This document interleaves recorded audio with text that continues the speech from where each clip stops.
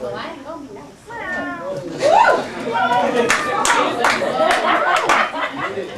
Is she serious? Your silhouette looking good.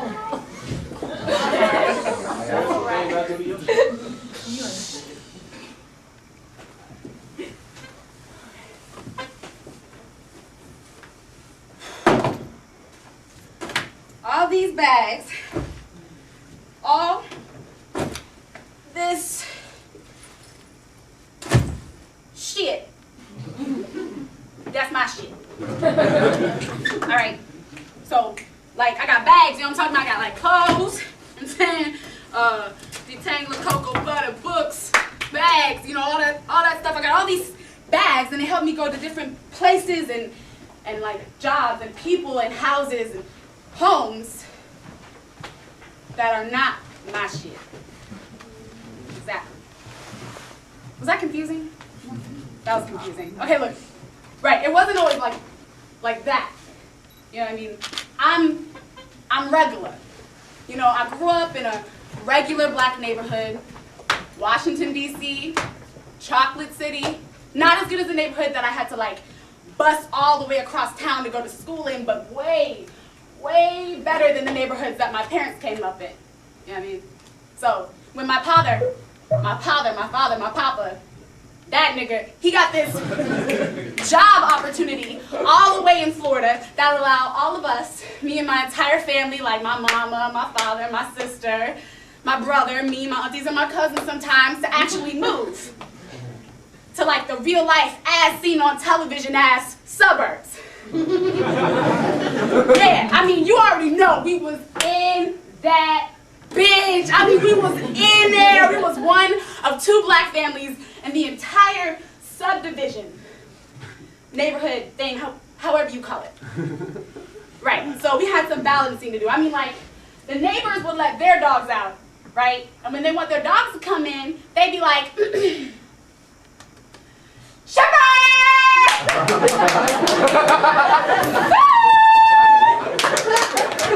Shepherd still, come on! And that shit scared the hell out of me, because when I wanted my dogs to come in the house, I opened my front door, I'd be like, Q! Damn it! Get y'all asses in this house! Hey! We ain't got time for all them damn trees! It was the suburbs, there was more trees. He was confused. You know?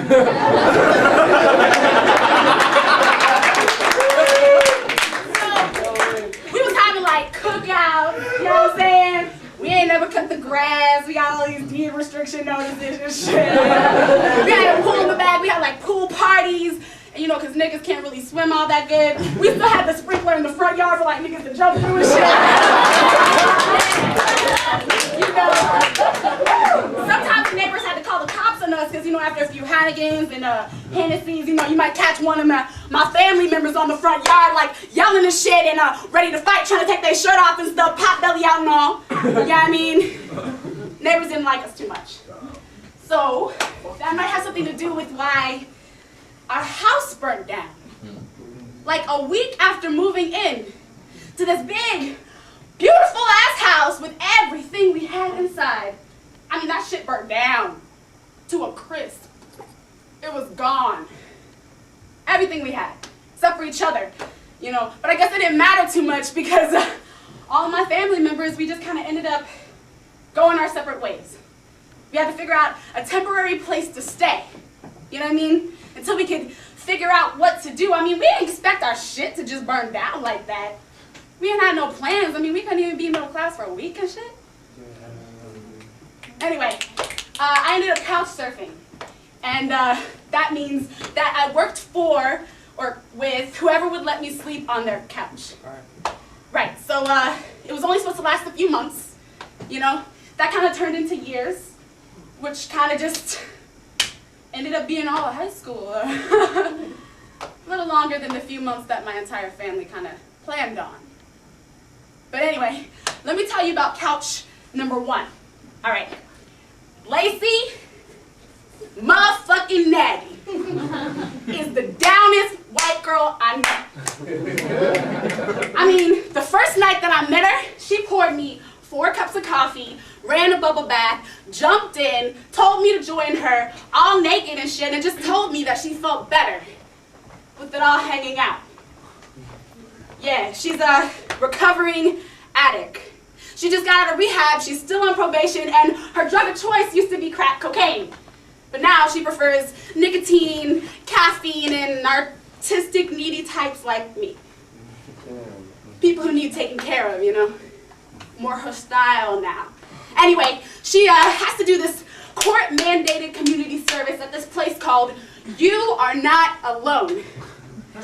Yana. It's this Alcoholics and Narcotics Anonymous recovery club, you know? And we're janitors there.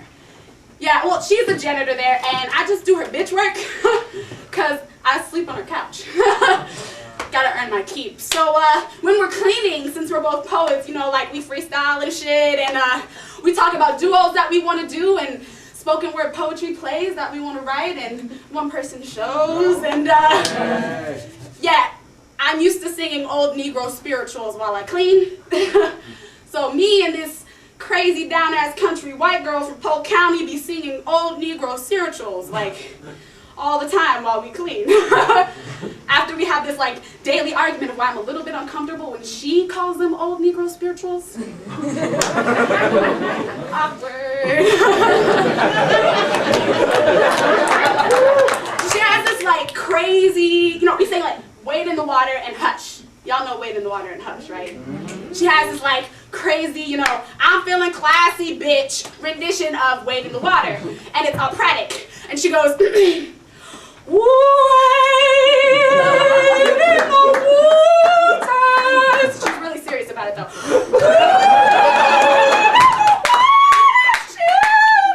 Brat, you hear me, Brat? Ah. She has this like, really someone shot my dog and stole my, my truck kind of country, fucked up version of Hush, you know, like, hush, ow, hush, ow, somebody's calling Brat's name, hey, Brat, you hear me singing, oh my Lord, fuck I'm gonna do, fuck is I'm gonna do. It cracks me up every single time, you know. I love that woman. I especially love waking up in the morning next to her. You know, she sleeps like with one hand up her shirt and one hand down her pants, you know what I mean? And in the morning, she like does this cute little like thing with her lips, you know, as if she's harmless. And she'd just be like kicking her foot all over the bed to make sure no uninvited visitors are in there, you know. And she wakes up with this like, she has this cocaine collapsed, deviated septum thing going on, you know, from all the coke she used to do. So in the morning, she wakes up with her coffers phlegm and she spits, and she picks up a tissue as if she's blowing her nose, but she's just not. Deviated septum thing. And it lets me know that she's ready to take me to school. So I hop up and she takes me to and from school pretty much every day, and we live in this like incestual, sexless, marriage, best friend, family, mother-wife friendship thing. I mean, like that's what I call it. She teaches me things, you know, taught me a lot of shit. Like being a tomboy, which I definitely was when I met her, is not an excuse to be afraid to be, you know, sexy. She also taught me that, get this, being sexy doesn't mean that you owe anybody sex. Give you that one. Lots of stuff, you know. She even taught me how to give head. I mean, I'm really serious. She taught me how to give head. Like, the way only one of your crazy, down-ass white girlfriends can teach you how to give head. Yeah, and she told me about the kind of man that would deserve all of that loving and shit, you know? Told me about the kind of man that I should be with, preached about him. And when I found that man, I called him up, I invited him over, I introduced them to each other. Lacey, this is the man I should be with, man I should be with, this is Lacey. I pulled down his pants and I said, look what I got, Lace. Damn, I did good. Woo! He was a little embarrassed, but I told you she feels better with it all hanging out.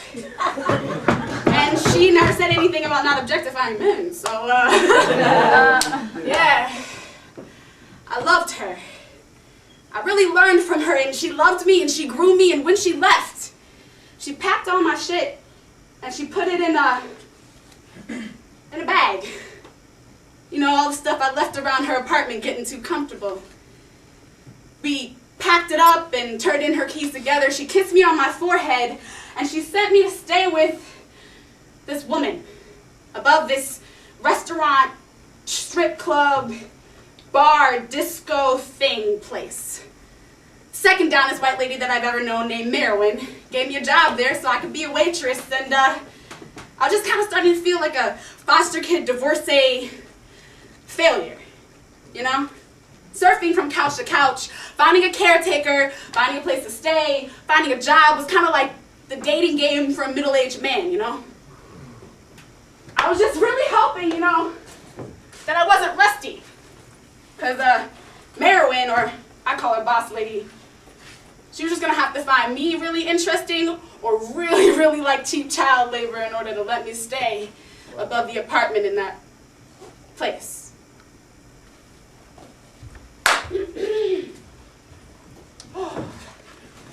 I'm here, Mr. Son. I'm here, Mr. Son. Oh, God, Mr. Son. Don't park this late either. I came here before the bell. My home life and my school life almost never mix.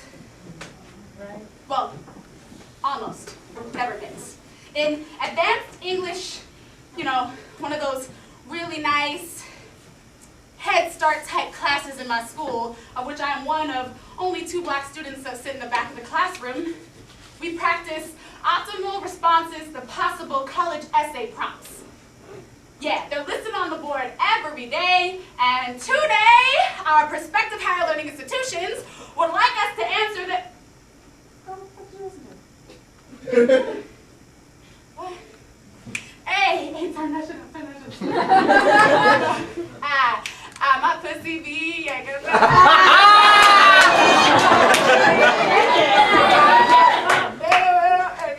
pussy be,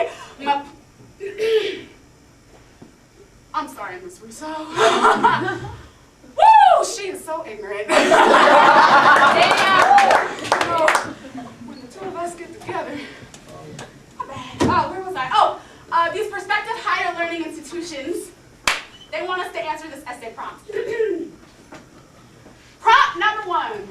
What is the best advice that you've ever received? And please provide a thoughtful example of how this advice is relevant and or helpful to you.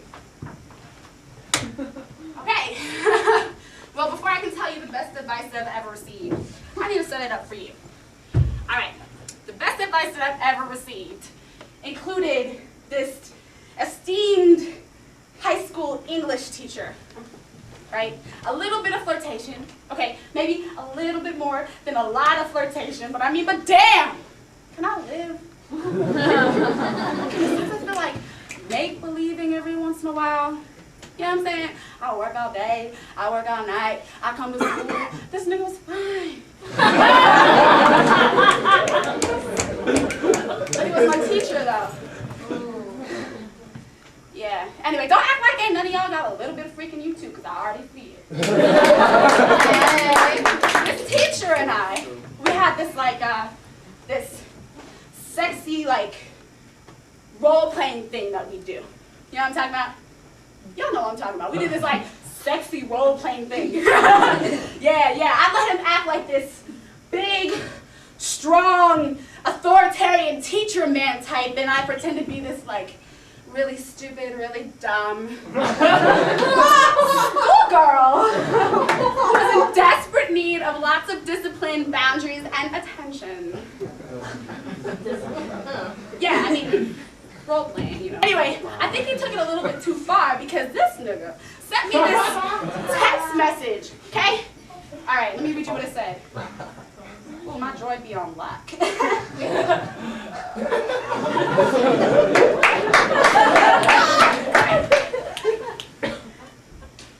Asia, I'm going to drag you into the B building men's bathrooms today and make a woman out of you. Or maybe just make you suck my dick. I haven't really decided yet.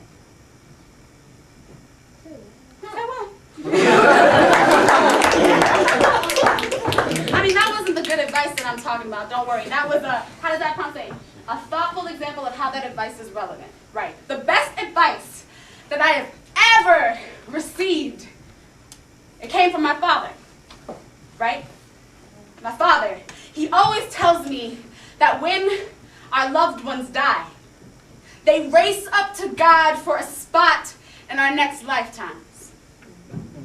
He says that sometimes the souls that love us the most sacrifice a good time for war, and sometimes even re-manifest as evil, let us hate them next lifetime, so that we can learn our deepest lessons. He told me to have compassion on even my enemies, because they could be soulmates that just chose to sacrifice a good time so I could learn a lesson this time around. No, some deep in my right? No, I'm dead.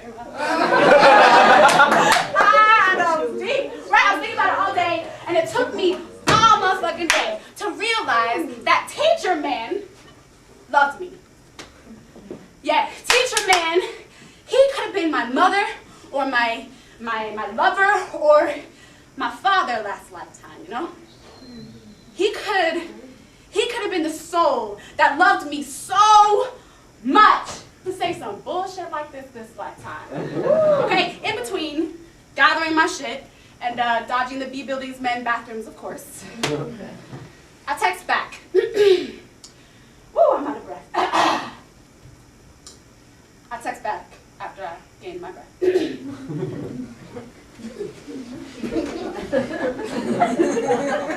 First of all, I'm the kind of woman that receives head in order to validate my sexuality and the love that men have for me. Because that's the way that my friend Mother Lacey person taught me to be. God damn it. And second of all, thank you. Maybe you'll only need some kind words and a smile next lifetime.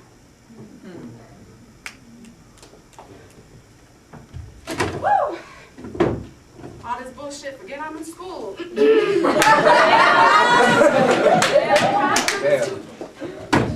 Prompt number 2. Imagine that you are reading your own biography. Open up to page 247. What does it say about you? All right. Yes, it could be.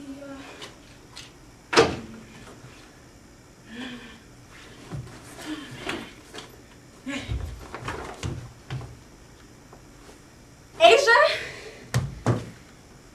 at the young age of only 17 years old, Asia, Aideen Elliott, had already mastered the craft of bitch work. She mastered the craft of food serving and cocktail waitressing and dishwashing and, yes, even bartending. She was a quick young whippersnapper who eventually branched into other forms of entrepreneurship. Even stripping.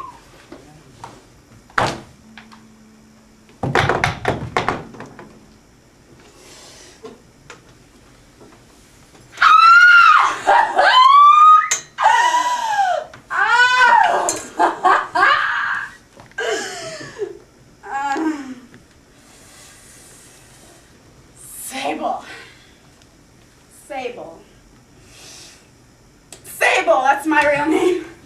You can card me for it. It's on my ID. Card me if I'm drinking, because I'm not really old enough. But you can card me Sable, real name, and fucking stripper name.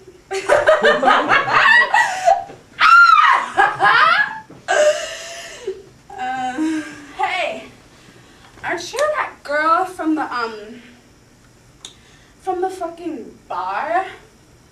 Actually, yeah. Asia. Real name. Aliana. Stripper name. Don't card me. I'm not old enough either. Fuck! Ah! You are so fucking cute. We should dance together sometimes. Yeah, we should do double dances.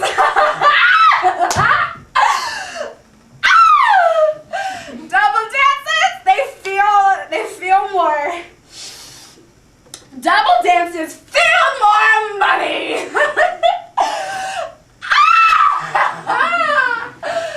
Oh shit. That is house mom. She can give you everything you fucking want. House mom. House mom give you everything. House mom. You know, like deodorant. Titty tape. Titty tape.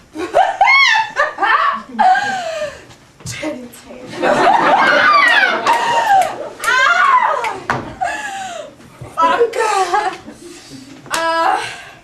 She give you baby wipes and, excuse me, what do we need baby wipes for?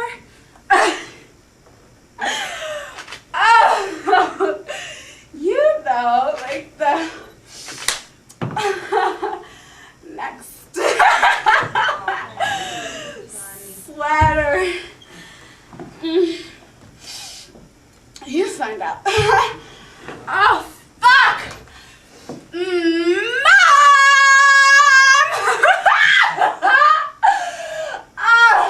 Mom! House mom! Bitch! Oh, fuck, I'm just fucking with you. Can you put my boob tape on? Cut the tape and just cut the tape and fucking, you know, put it. Oh. Sable, who is my age, barely legal, but somehow every night she stays fucked up enough to not be able to cut a piece of tape and aim it anywhere near her nipples. She always ends up with a thick wad of cash, though. That's how it works, you know, how junkies, sometimes, you know, you'll see them and they'll be leaning, but they never fall over. Yeah, it's how strippers are. They can black out in the middle of a dance floor and wake up with not a shred of dignity or clothing or memory, but still had a money, though. Yeah. House mom. It's bad that I kind of just wanted to hug her because she was called our mom. I liked having a mom around, even if I do have to tip her out at the end of the night, you know? House mom. Thanks for the perfume, house mom. House mom. Mommy.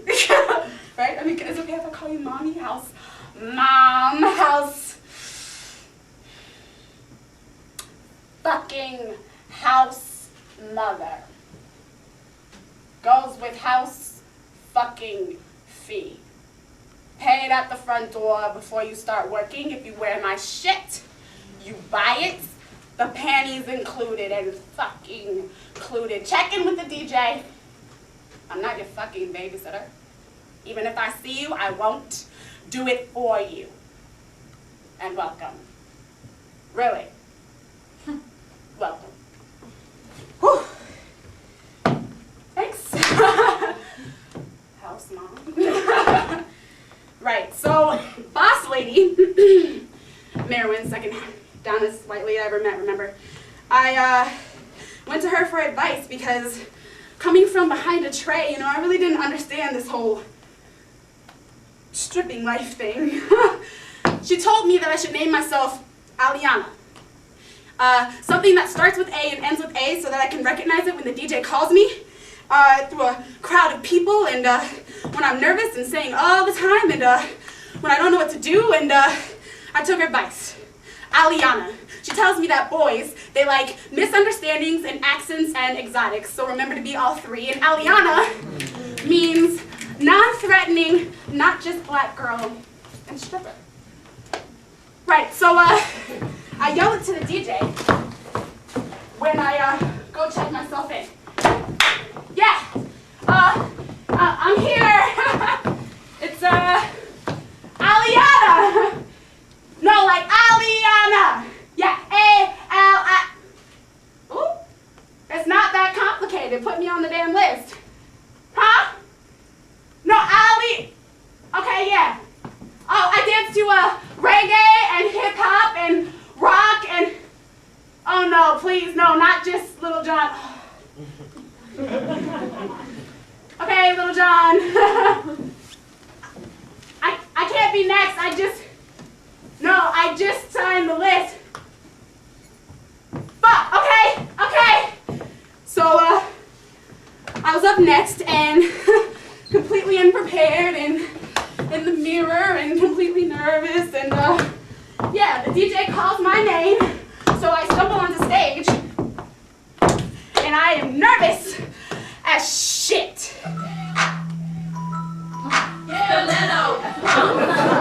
The club. That's hood shit. I can do hood shit, right? So I start club dancing real fast, you know what I mean? I'm like, I put my hand up and I think, hey, it's a club song, and I start white girl hair flipping, you know, real fast, like turbo white girl hair flipping, and really just trying to beat dance. Really nervous. So I just do it all in really awkward combinations. Whew. I looked a hot motherfucking mess. And meanwhile, Tiki, an incredibly deep and contemplative stripper who only speaks when her ass is clapping, is giving a lap dance. She keeps batting this man's hands off her booty like it ain't nothing, you know? Like black women do their kids when they reach for candy in the grocery store. Just nothing. She stands over him, sees me on the stage, and she wants to drop some wisdom, but not until her ass is clapping.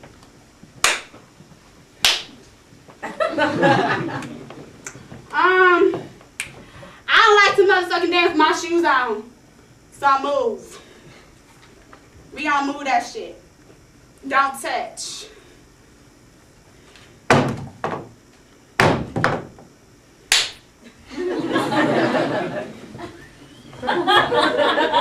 This shit fucking nutty. Little girl, come here. Close your mouth. Hell, motherfucking, you ain't gonna have me leaving here smell like spit. Saliva, nigga, nah.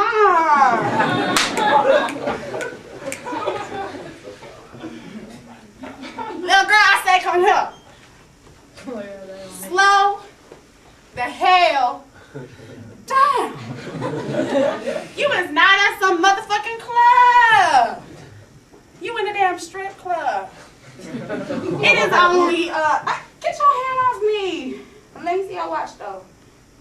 It is only 9 motherfucking o'clock. The high rollers ain't even got in here yet. You need to save that flat iron and sweat it out in the VIP. Not for these stage side dollar tipping niggas. Dollar tipping niggas. Just frame it for them. Don't give them a turbo dance.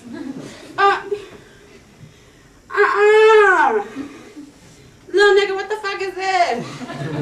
Would you tip your mama like this? Hell, motherfucker, no, I done told your ass about tipping me like that. Get the fuck about my chair. Get the fuck about my chair. Pops in the club. Little girl, come with me. Little girl, I said, come with me. DJ, she getting off the motherfucking stage. Little girl, I have something to say.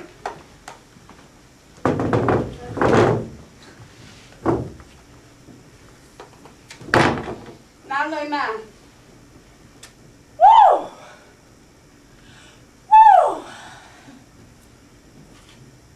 Listen. All these, oh, excuse me. Hold up.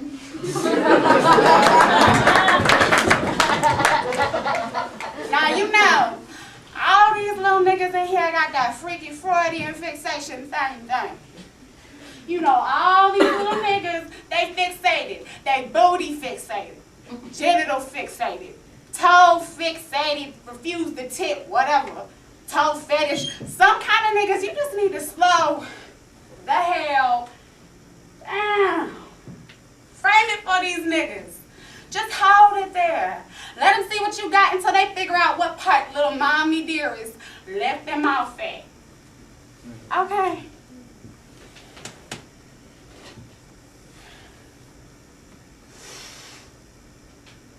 Sable, God motherfucking damn it. You're gonna cut your fucking finger off. You need to tuck that shit up next time you go out onto the floor and change your fucking panties. I told you need to wear the black ones with the big thick bands and not those white ones, bitch. Hello? See? This is more like a family than I thought, right? Let me explain it to you. Sable, she is the young adolescent of the family, kind of like me, right? And it's her time of the month. She's on her period. And house mom is guiding her warmly through this experience with what us strippers like to refer to as the tampon string cut and tuck. I mean, it's glamorous, right? It turns out that strippers, they work holidays, sick days, and sometimes pregnant too. So, Sable, bleeding, cut and tucked and changed, and beautiful, with an incredible body, just floats out onto the floor to greet her customers. And these regular, horny, and perverted type pretentious customers that have never seen the beauty or the fun of a strip club, that are always seeming to be there, watch her. And they believe her in all her stripper glamour. It's really funny to watch them and how desperately they want to believe her stripper glamour. The handsy types. You know, we all know how ravenous dogs act. They act hungry. And they are hungry. You know, the ones that insist that women are meant to be eaten, consumed like meat. Treat women like meat and not to be admired. The pushy ones, the ones that assume stripper means trick. We all know the type. This specific type of customer, and it's so funny to me. Watch them deal with her. They have no idea what could be crawling or brewing or bleeding inside of sweet, glamorous Sable. But they keep shoveling out these expectations and monies, asking her to make it worth their while, treating her like meat. And to this specific kind of customer, we all know that our vaginas don't have to be bloody, cut, or tucked, or wrapped up neat and sometimes inside some panties in order to be considered packaged meat. They always were, if you ask them. So I watch her, and I wonder if this will be the day that Sable makes them be careful what it is that they ask for.